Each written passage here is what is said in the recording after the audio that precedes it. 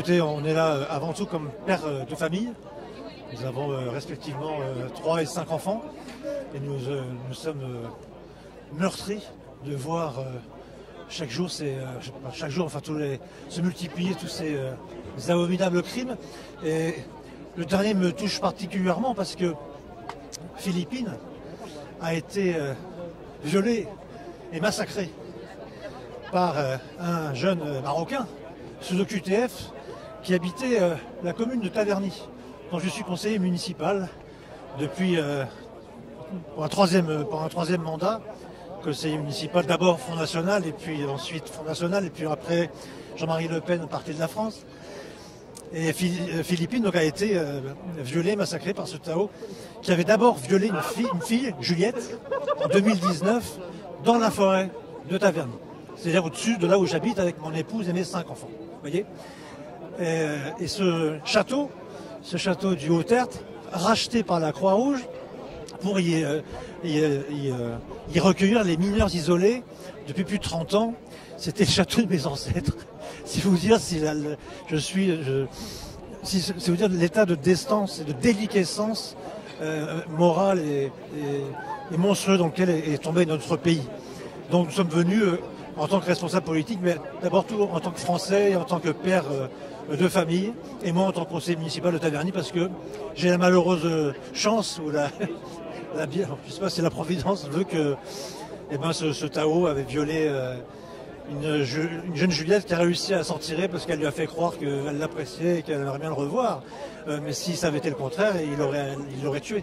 Évidemment, 90% des juges sont affiliés au syndicat de la magistrature qui est classé à l'extrême gauche et qui donne toujours raison à l'assassin et jamais à la victime. Nous sommes pour le rétablissement de la peine de mort pour ces gens-là. Voilà. C'est simple. Parce que quand il y a la peine de mort, c'est 0% récidive.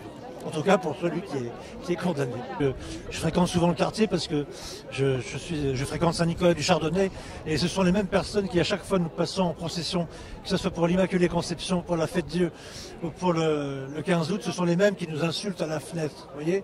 Donc on a l'habitude. Alors, on apprend aux enfants d'ailleurs à ne pas leur crier dessus, on leur dit faites-leur des bisous et répondez toujours à la méchanceté par la gentillesse. Et parce que ce sont des pauvres gens et je les plains, voilà, sincèrement. Merci, je crois qu'Alexandre Simoneau a tout dit. Il est important dans ces manifestations de rappeler que toutes ces morts auraient pu être évitées et que la cause de ces morts, de ces meurtres atroces, cette cause, c'est l'immigration, la submersion migratoire, l'invasion migratoire. Sans l'invasion migratoire voulue par nos gouvernants successifs depuis des décennies, eh bien tous ces jeunes Français seraient vivants aujourd'hui.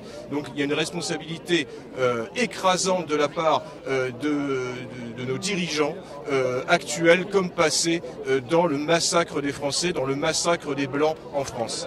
C'est à peu près tout ce que j'aurais à ajouter. Tout a été dit aujourd'hui et j'espère que ce genre d'initiative aura lieu de plus en plus souvent. Ce sont des gens, en fait, ces gens-là ne sont pas la France. Ces gens-là sont l'anti-France. Ce sont une minorité de gens d'extrême gauche qui vivent complètement en dehors de la réalité ou qui sont dans le déni de la réalité. L'avis de ces gens ne compte pas. Nous représentons les Français, la France des terroirs et des clochers. Eux, ce sont des citoyens cosmopolites, des citoyens du monde qui ont renié jusqu'à leur propre race. Eh bien, ces gens, nous ne tenons pas compte de leur avis et ils seront, s'il n'y a pas de changement radical de la politique migratoire en France, ils seront les premiers à être les victimes de l'immigration qu'ils chérissent tant.